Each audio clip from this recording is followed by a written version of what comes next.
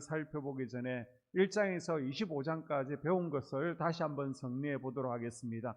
레위기는요, 우리가 어렵다 수면제로 생각했는데요, 어려운 책이 아니고 수면제도 아닙니다. 위기의 책도 아닙니다. 은혜의 책입니다.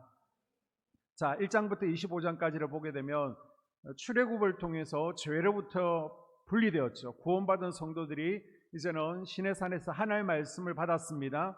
이제 성전을 짓고 성전대를 살아야 한다는 것이 출애굽의 메시지였습니다. 이게 출애굽기의 전체적인 흐름이죠. 그러면 이제 성전에서 해야 될 것이 무엇입니까? 성전은 뭐 하는 것이죠? 하나님을 만나는 곳입니다. 그래서 레위기는 성막에 거하시는 하나님을 어떻게 만나는지, 또 하나님과 어떻게 교제하는 그 방법을 레위기가 설명하고 있습니다.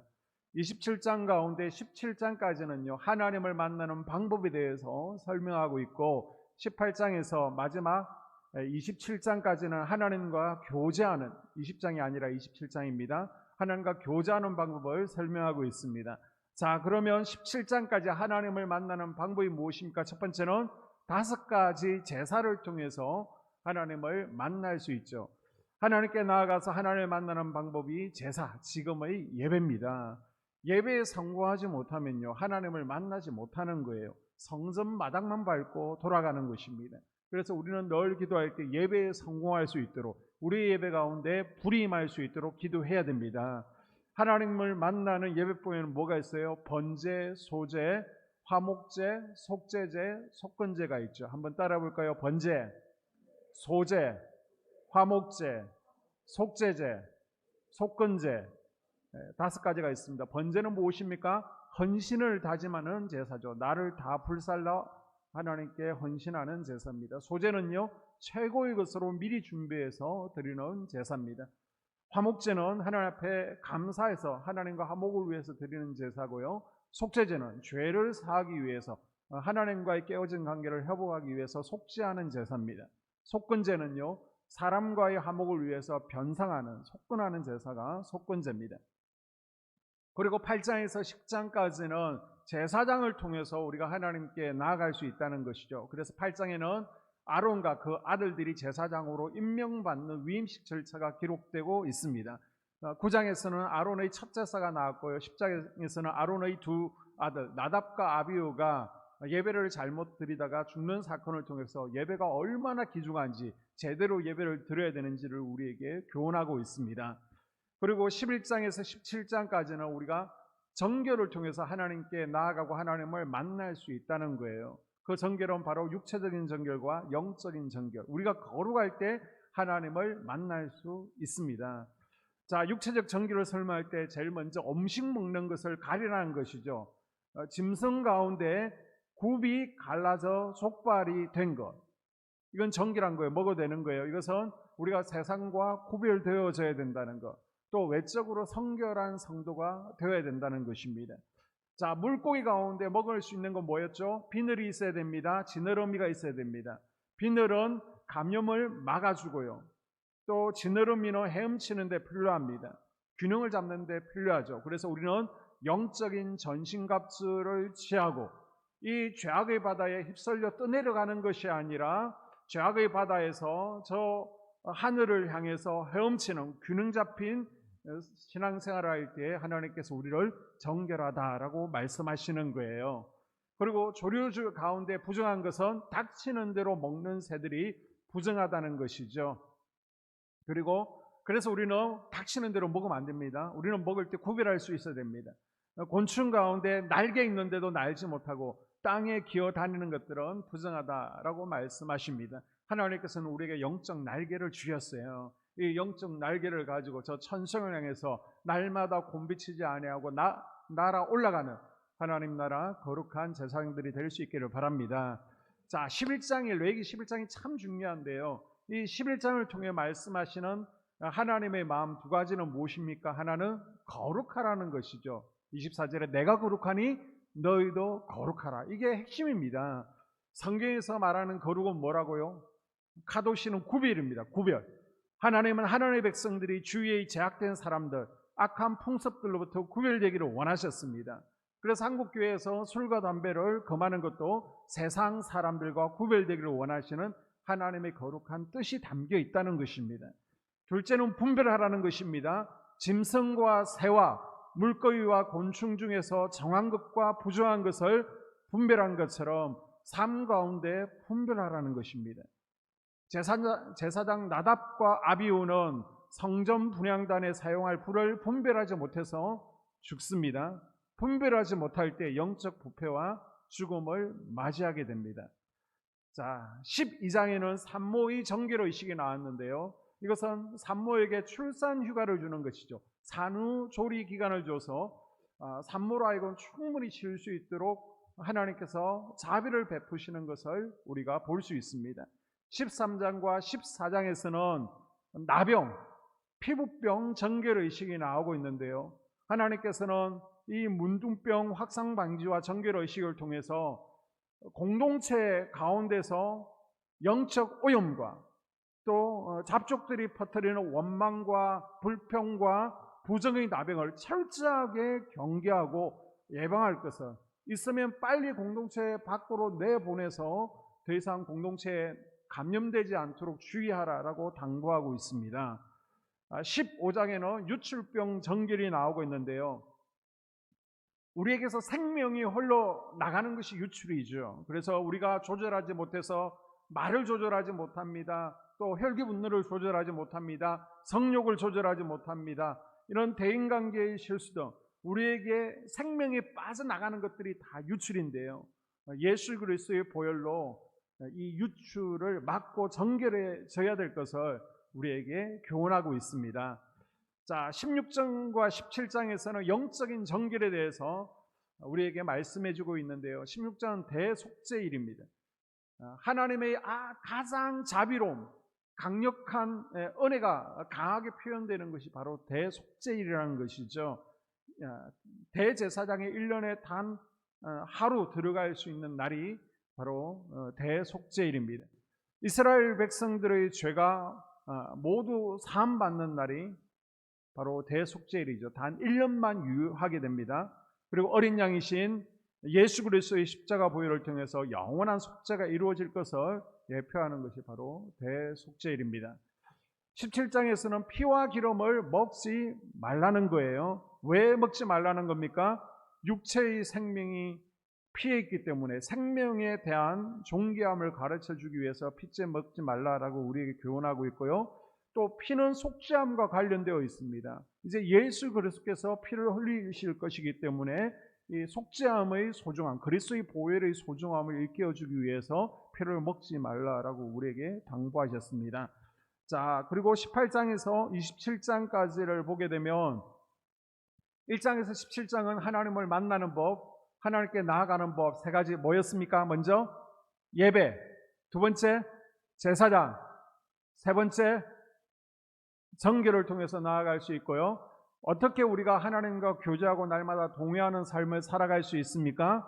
바로 가나안 땅에서 지켜야 될 규칙들에 대해서 이제는 18장부터 쭉 설명을 하고 있습니다. 먼저 18장에 보게 되면 건친상간을 금지하고 있고요. 음행을 금지하고 있습니다. 성적인 부도덕함을 행하지 아니함으로 하나님과 동의하는 삶을 살아갈 수 있고요. 또 19장에서는 사회 윤리를 지킴으로 이제 19살이 되면 시민으로서 지켜야 될 법들이 있습니다. 어른을 공경하고 안식일을 준수하고 우상 숭배를 하지 아니하고 이웃을 사랑하는 이 사회 윤리를 지켜나감으로 하나님과 동행하는 삶이 될 수 있습니다. 자, 그리고 20장에 보게 되면 사형받을 죄에 대해서 설명하고 있죠. 공동체 내에서 우상 숭배하는 자, 점쟁이와 무당, 부모를 저주하는 자, 간음하는 자, 또 동성연애하는 자, 수간하는 자들은 다 죽이라라고 하나님께서 명령하십니다. 그리고 21장, 22장에서는 제사장 정결 의식이 나오는 거예요. 몸과 마음의 순결을 지켜야 된다. 그 다음 가족보다 하나님의 일이 우선순위가 되어야 된다는 겁니다.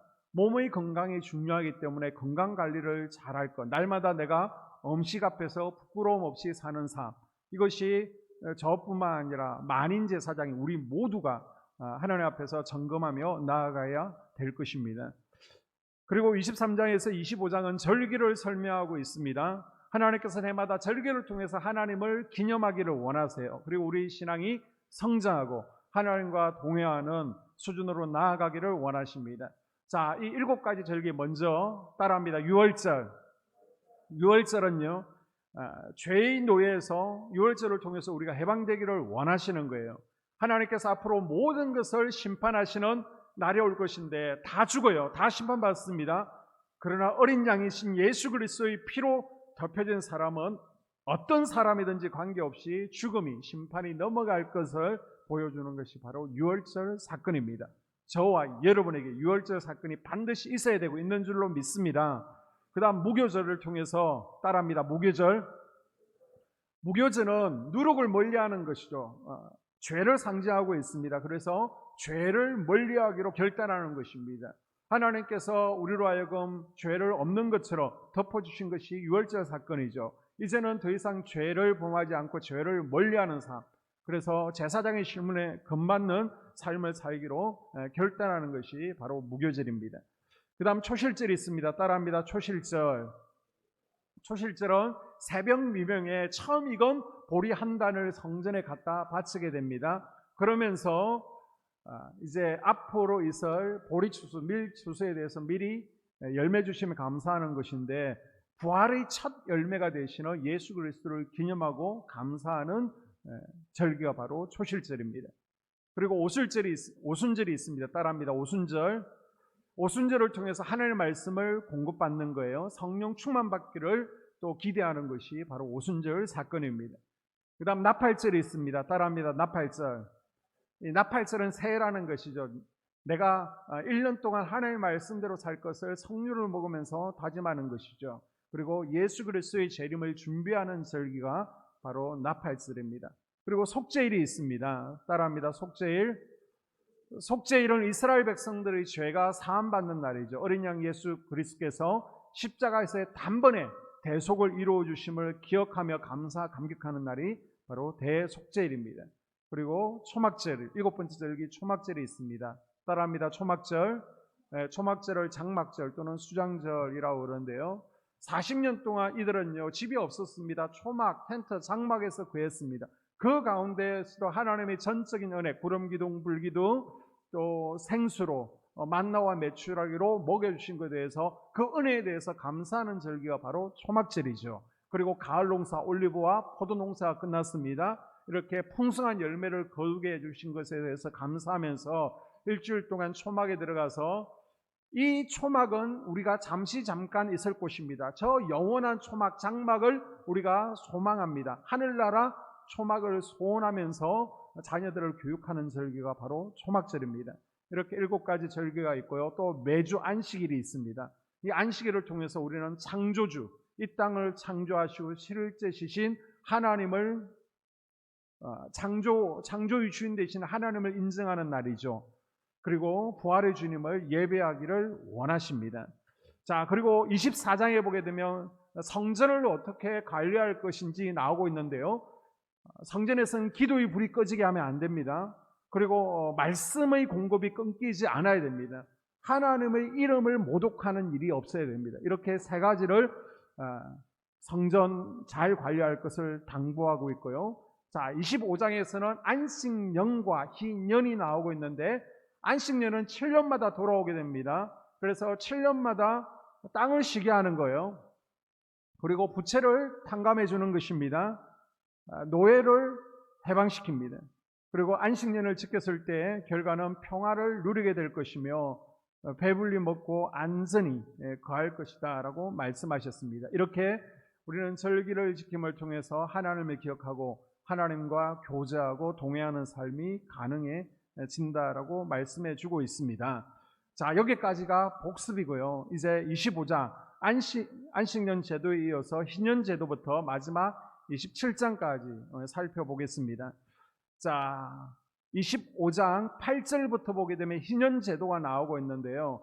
희년은 50년째입니다. 안식년이 7년마다 있습니다. 이 안식년이 7번, 77, 49년 7번 지나가고 그 다음에 50년째가 바로 희년입니다. 한번 따라해 볼까요? 희년.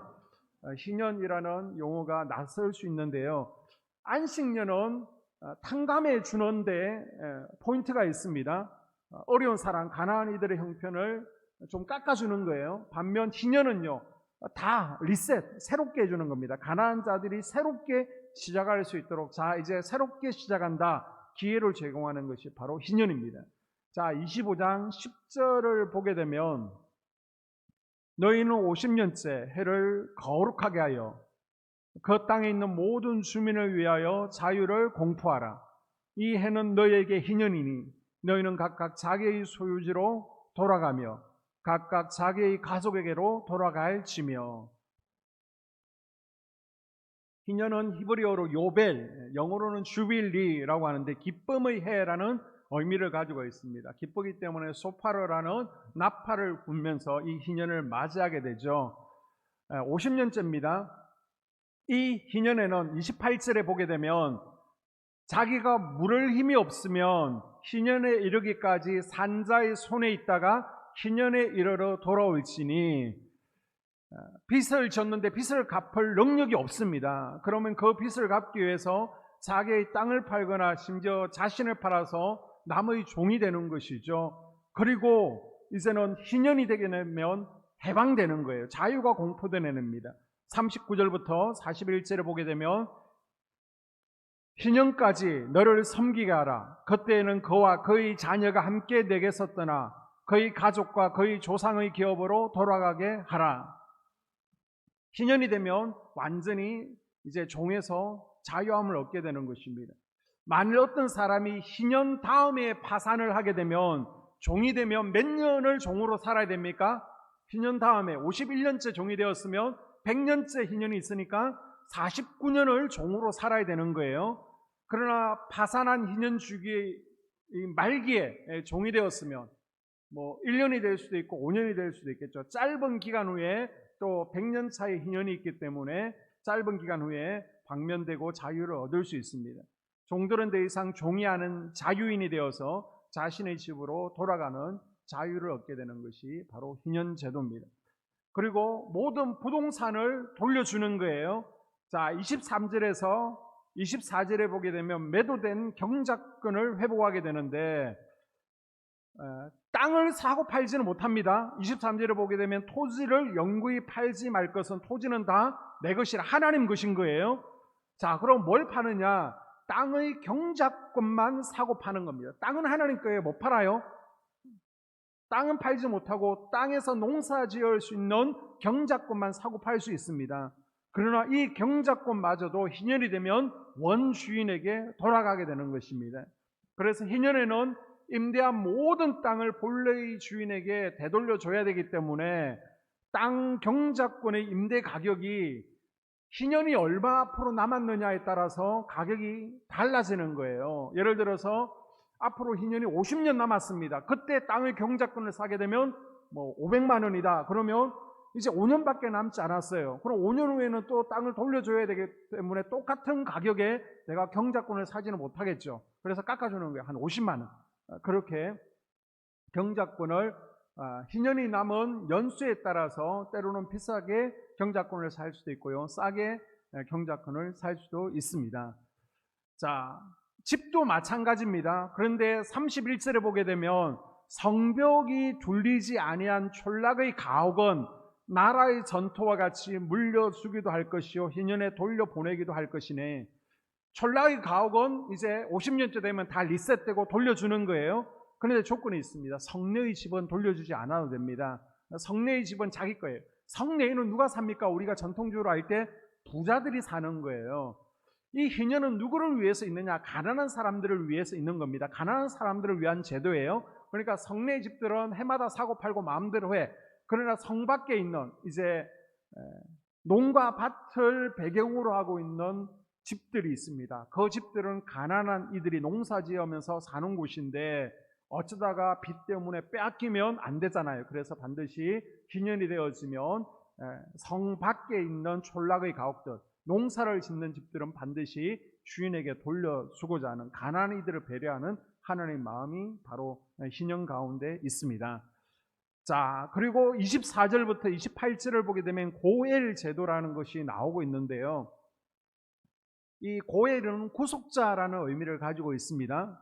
힘을 가진 구속자가 희년이 오기 전에 하나님의 구원을 대신하는 겁니다. 자유가 오기 전에 자유를 주는 겁니다. 뭐냐? 건족은 가까운 친척을 의미하는 겁니다. 형제, 삼촌, 사촌. 건족이 죄를 지었습니다. 그러면 그 죄값을 배상해야 되는데 나는 능력이 없어요. 그럼 가까운 친척이 빚을 지불하고 해방시켜 주는 겁니다. 희년이 되기 전에도 할 수 있습니다. 그걸 고엘 제도라고 하는 것입니다.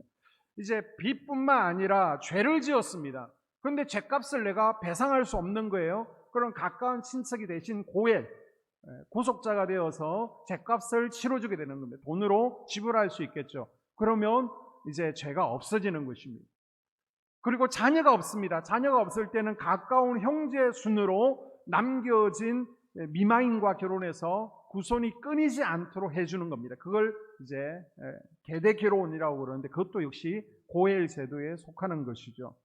그리고 형제나 가까운 이웃이 가까운 형제가 살해를 당했습니다. 그럼 똑같이 복수해 주는 것이 율법이에요. 그래서 복수의 책임을 가까운 건족이 담당을 하고 반드시 피해 복수를 하게 되어 있습니다. 그걸 이제 고엘 제도라고 하는 것이죠. 우리의 고엘자는 누구일까요? 우리 구속자는 누굽니까? 예수 그리스도. 예수 그리스도께서 십자가에서 우리의 모든 죄가, 그 다음 빚, 모든 것을 기업 무르기를 하시고 희년을 우리에게 선포해 주신 줄로 믿습니다. 자, 26장은 축복과 저주가 나옵니다. 레위기의 결론인데요. 26장에서는 상벌을 다루고 있죠. 자, 여러분이 어떤 모임에 가입되어 있으면 회칙이라는 것이 있습니다. 회칙을 보게 되면 1장에는 뭐가 나옵니까? 총칙이라는 게 나오죠. 2장에는 회원의 의무, 3장에서는 우리 이 모임이 뭘 하는지 사업 내용이 쭉 나옵니다. 그리고 마지막 4장에는 의무, 그리고 끝에는 이제 상벌 제도가 나오죠. 그래서 상벌 제도를 끝에 보게 되면 모범 회원에게는 이러이러할 때 표창을 한다 내용입니다. 반대로 이유 없이 서로 싸운다, 3번 불참한다 그러면 재병 처분한다는 벌이 나오고 있습니다. 자, 하나님의 율법도 1장에서 25장까지 율법이 나오고 있어요. 그리고 마지막 26장에서는 이제 상벌 제도가 나오는 거예요. 그러면서 지키면, 자, 3절에 보게 되면 1장에서 25장까지 주신 하나님의 말씀을 지키고 순종하면 어떻게 한다고요? 12절까지 복이 임한다는 것입니다. 자, 대표적인 게 뭐예요? 1절과 2절을 보게 되면 우상을 만들지 말고 안식일을 지키고 성전을 경외하라. 그 외에 많은 율법들이 있습니다. 이것들을 지켜 행하면 어떻게 한다고요? 대표적으로 8절에 보게 되면 다섯이 백을 쫓고 너희 백이 만을 쫓으리니 너희 대적들이 너희 앞에서 칼에 엎드러질 것이며 너희들이 국방을 책임져 주겠다. 너희들을 지키고 보호해 주시겠다라고 말씀하고 있습니다. 그리고 우리가 1장에서 25장까지의 말씀을 지켜 행할 때 특별히 우리가 우상 숭배를 거절하고 안식일을 지키며 성전을 경외하게 될 때에 10절에 너희는 오래 두었던 묵은 곡식을 먹다가 새 곡식으로 말미암아 묵은 곡식을 치우게 될 것이며 너희들의 경제를 책임져 주겠다는 거예요. 너희들의 먹고 살 것을 책임져 주겠다. 우리는요, 먼저 우리에게 푸른 초장으로 맑은 시냇물가로 인도해 주실 것을 기도합니다. 형통함을 기도합니다. 그런데 하나님께서는 그게 아니라는 거예요. 여호와를 목자 삼을 때, 그리고 하나님의 말씀을 지켜 행할 때 먼저 그 나라와 의를 구하면 이 모든 것을 더해 주시리라. 경제를 책임져 주시겠다라고 말씀하고 있습니다. 그러면서 하나님께서는 아주 디테일한 복까지도 말씀해 주시는데요. 자, 26장 4절부터 한번 볼게요. 내가 너에게 철따라 비를 주리니 땅은 그 산물을 내고 밭의 나무는 열매를 맺으리라. 이런 비와 늦은 비는 농사 짓는 데 절대적인 축복입니다. 그런데 이런 비와 늦은 비로 축복해 주신다는 거예요. 자, 5절에 보게 되면 너희의 타작은 포도 딸 때까지 미치며 너희가 음식을 배불리 먹고 너희 땅에 안전하게 거주하리라. 안전의 복을 주시겠다라고 말씀하고 있습니다. 6절에 보게 되면 사나운 짐승을 제거하며 칼을 제거하고 그 땅에 평화를 줄 것이다 라고 말씀하고 있고요. 7절에 보십시오. 너희 대적들이 너희 앞에서 칼에 엎드러질 것이며 전쟁에서 승리하게 해주겠다. 원수들, 대적들을 발 아래 밟고 이기게 해주시겠다라고 말씀하고 있습니다. 9절에 보게 되면요, 너희를 번성하게 하고 너희를 상대하게 할 것이다. 하나님께서 번성과 상대의 은혜를 주시겠다라고 약속하고 있고요. 10절에 새 곡식으로 말미암아 묵은 곡식을 치우게 될 것이며 경제적인 축복과 11절에 내 성막을 너희 중에 세우리니. 자, 12절 보십시오. 너희의 하나님이 되고 너희는 내 백성이 될 것이다. 너희의 하나님이 되어줄게 라고 약속하고 있습니다. 우리가 이것만 생각하는데요, 그 전에 3절 조건이 있습니다. 그게 뭐라는 거예요? 우상 숭배하지 마, 주의를 잘 지켜, 성전 사랑해. 그렇게 할 때 이런 복들을 주시겠다라고 말씀하고 있습니다.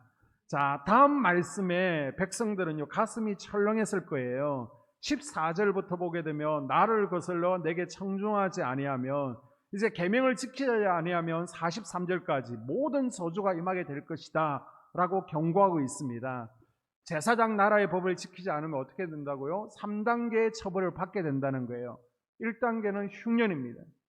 2단계는 수탈입니다. 3단계는 포로입니다.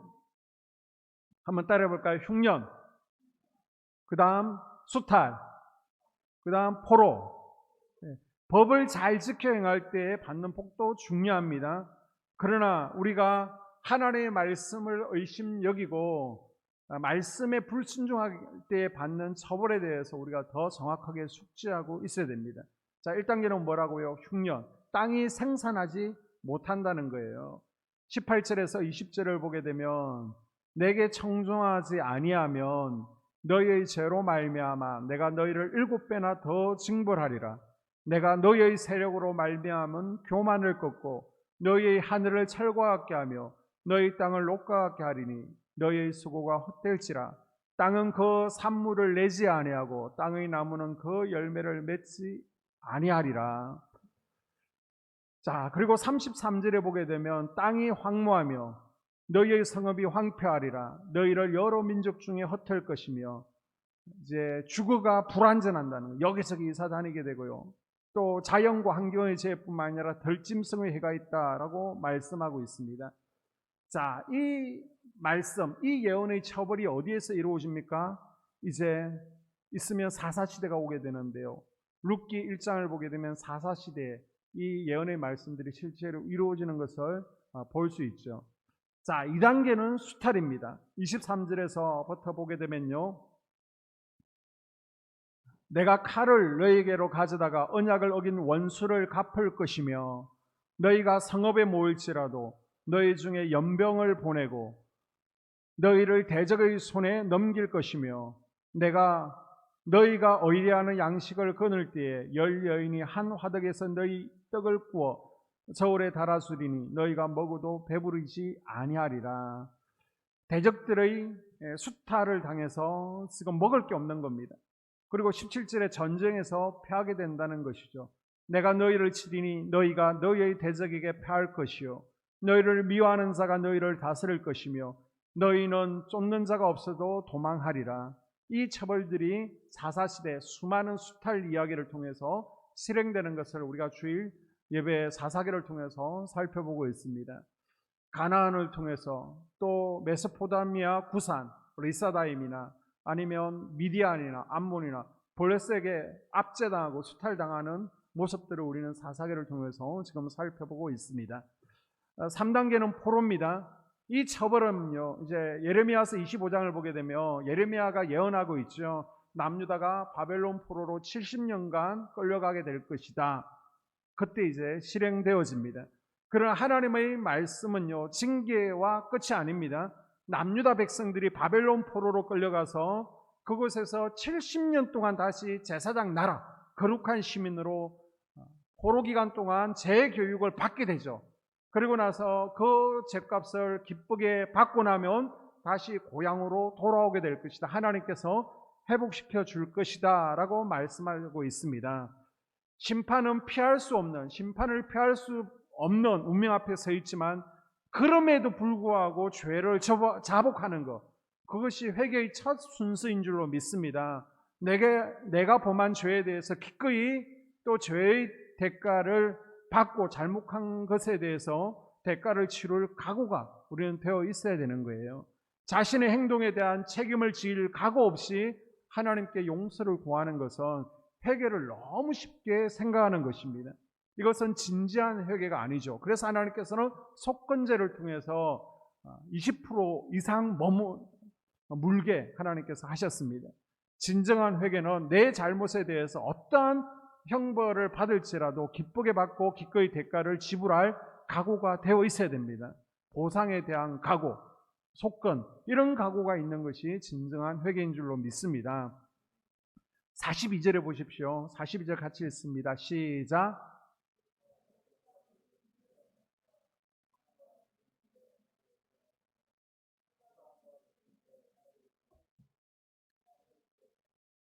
자, 42절에 보게 되면 반복되는 단어 하나가 있죠. 뭐예요? 내가 기억한다는 겁니다. 성경에서 우리 인생을 향한 최대의 저주는 하나님께서 우리를 기억하지 아니하시는 것, 우리를 모르신다라고 하는 것을 기억하십시오. 반대로 최고의 축복이 무엇입니까? 내가 너를 기억하고 있다는 거예요. 우리가 말씀대로 살려고 몸부림치는 나를 우리 하나님께서 기억하십니다. 말씀대로 살려다가 비웃음과 조롱당하는 것, 손해보고 있는 것을 하나님께서 기억하십니다. 하나님께서는 너희들이 복을 받을 것인지 아니면 저주와 심판을 받을 것인지 이제 스스로 선택하고 결정하라. 너에게 두 개의 갈림길이 있다. 하나님의 말씀을 지켜 행하고 복을 받을 것인지 아니면 불순종하면서 너희들이 그 대가를 치르며 살아갈 것인지를 선택하라 라고 말씀하십니다. 그리고 27장은 이제 부록과 같은 말씀인데요. 27장에서는 서원에 대해서 다루고 있습니다. 하나님께서는 제사장 나라, 거룩한 백성들이 드리는 특별한 시간이나 또 제물의 헌신을 절겨 받으신다는 거예요. 그래서 하나님께로 드리기로 서원을 하게 됩니다. 사람으로 서원하게 되고요. 이제 주일날 우리가 입다를 살펴보겠지만 입다도 사람으로 서원하죠. 또 짐승을 드리기로 서원합니다.